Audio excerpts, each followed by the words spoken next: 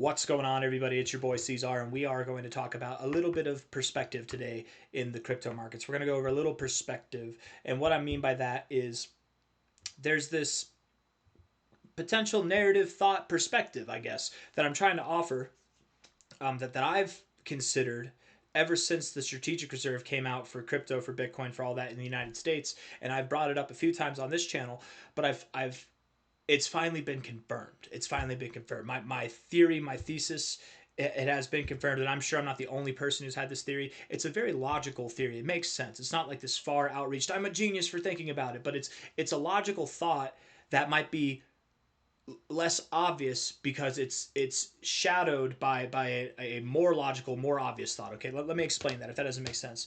The United States announced 5 cryptos that it's considering for its strategic reserve, right? XRP, Bitcoin, Solana, Ethereum, and Cardano. Five cryptos, right?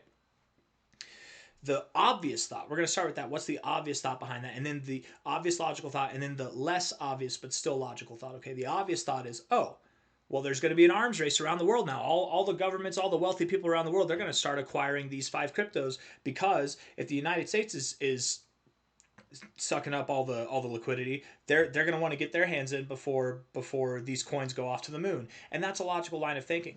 But here's another one that I want to offer that might be less obvious, and I'm sure a lot of people already consider this. I myself consider this like basically right away. Is that the countries around the world, the governments around the world, are competitors to the United States, right? Allies or not, we're all in competition with each other. Every human is a competitor in this game we call life. You know what I mean? So I don't mean that in like an offensive way. I just mean that in a sense of a genuine way. Like we're all competitors to each other, and we're all aware, everybody in the world, whether you believe crypto or not, everybody's aware of this new technology that is supposed to be the advancement of currency. People don't take altcoins and meme coins seriously, but they are starting to take Bitcoin seriously, okay? And maybe some other coins seriously too, right? Um, the thought here is that why, if I'm a competitor, let's say I'm Sweden or Norway or Zimbabwe, and or North Korea or China, like a more direct competitor, or Russia, or Canada at the moment, right?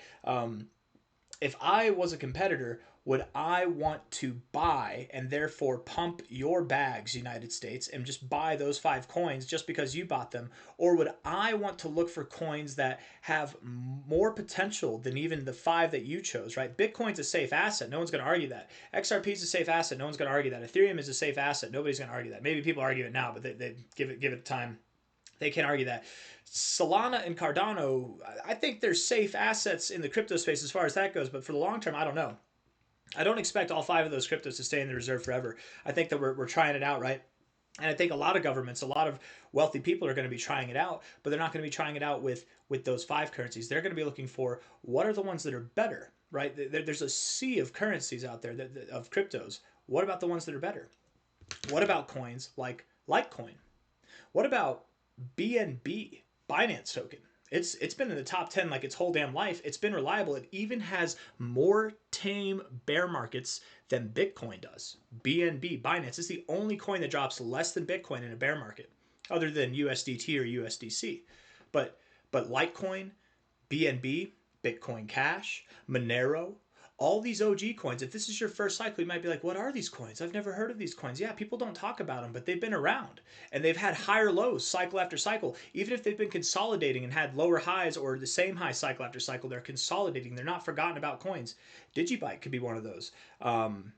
There's plenty of coins that have existed. And the reason why I'm talking about all these coins that are older, they're not new to this cycle, is if I was a government, if I was a foreign entity with a lot of money and charged with supplying a reserve of cryptos to compete with the crypto reserve of the United States, I wouldn't be looking for a new coin that's just an idea that hasn't even had a full bull market or a bear market yet. I would feel more secure in coins that are forgotten about, and yet they're still relevant. They're still in the top 20, top 50, top 100, their whole entire existence, and they haven't sold. They're reliable coins. They've been around for multiple cycles. Those are the coins. If I was an institutional player and I'm getting into crypto, which is a bit of a gamble in itself, might I take the risk off and invest in some high cap coins that have been around for multiple cycles? What coins are like that? All the coins that I've listed, and probably so many more. Probably so many more, right? I'm not talking about your random new meme coin. I'm not talking about SWE. That's for damn sure. It's its first bull cycle. No offense to SWE, you guys, but maybe SWE does really good because maybe it does get adopted by another government. I don't know, but it's new. It's new. Call me crazy, but I doubt it does. I think SWE's going to get left behind. There's going to be a lot of tokens that are new to this cycle that are going to get left behind in this race. I'm going to cut to the chase. Okay, we've been talking enough. I want to show you this real quick. Okay, this is kind of what inspired this video. I was just checking out. I saw this post on CoinMarketCap. I love how they just like post X posts like that. That's just great. Watcher Guru just in. Binance founder CZ Champagne Zhao says he advised Kazakhstan to adopt Bitcoin and BNB as the initial assets for the national crypto reserve in Kazakhstan. Okay, that's huge. Do you guys understand that? Literally, so think about this. CZ is not the only delegate to crypto, right? There are a plethora of them, right? You've got Michael Saylor, who he advocates for Bitcoin. So I mean, that's probably not really a good example there. You've got Roger Ver, you've got Jimmy Sung, you've got Willy Woo, maybe he's less of a delegate, but you've got people who are advocates beyond even like people who I'm naming, right? There's so many people who are in charge of exchanges or big people in the space, Justin Sun, who have friends in high places, and they might even have friends in these impoverished nations, and they're asking them what they what they think the best deal is going to be. What a good move might be. They're asking their crypto experienced friends what a good move might be to incorporate cryptos into their strategic reserve. And these guys are going to promote the coins that they're the most secure and that they feel the safest in. Of course, CZ is going to advertise BNB, but it's a safe bet, honestly. And this literally validates that whole notion that we've been building this whole time, that this theory that I've run with for months now.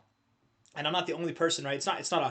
You're not a genius for coming up with this. It's just, again, it's like the logical thought that's less logical. Sorry, logical thought that's less obvious. Because the obvious thing is, oh, United States has 5 cryptos. Those are the ones that are going to be hot. The less obvious is, but what about the ones that people might look at to compete, right? If you're a competitor, you're not going to support your competitors' cryptos. You're going to find cryptos of your own to compete. And I really think that this does that. So the thought I'm offering here, not financial advice, not a financial advisor, to sum it up, to wrap it all up in a nice, neat bow, is go through, outside of the top 10 here, what's the next coin going to be? Tron? Maybe Sweet, Chainlink, Avalanche, Stellar Lumens, probably not Shiba, Toncoin, HBAR, right? There's already talks about that being implemented in the UK Parliament, I'm pretty sure, or something like that. Bitcoin Cash, probably not Hyperliquid, probably not DOT, Litecoin. I don't know about DAI. I don't know enough about it. Maybe, I don't know. Monero, like anything like this. I'd probably not Uniswap. Let's see, are there any others? Like I'm thinking like older coins, maybe Caspa because it's unique, but it's just so new. But it is unique, to be fair. Ethereum Classic, even, like as silly as that might sound, there's all these potential coins, and as we go down the list, it's going to be less likely. I think those first like 5 or 6 that we named have a higher chance than anything else, and there's probably still going to be, out of Bitcoin, Ethereum, Solana, Cardano, and XRP.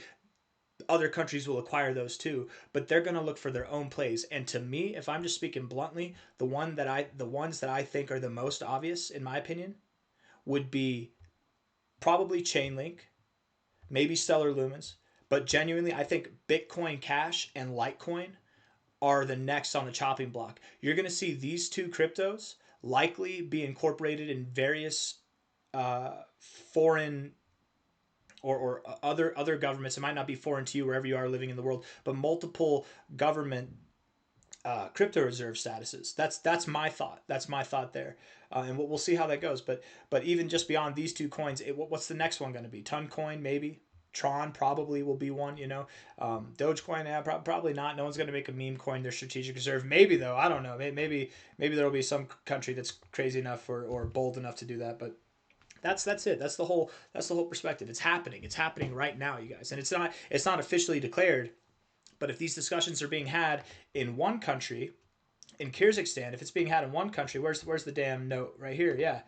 It's probably being had with other countries too, right? And this thought, again, it's not a hard thought to come across. It's just the less obvious one, in my opinion. But maybe it's not as as less obvious as I think it is, but it's still not the I don't know. It's still an interesting perspective. I'm just rambling at this point. I don't have anything else to say, so I'm gonna end the video there. Hit the like button, subscribe. Thank you all for being here. I hope you enjoyed it. Take care. Bye bye.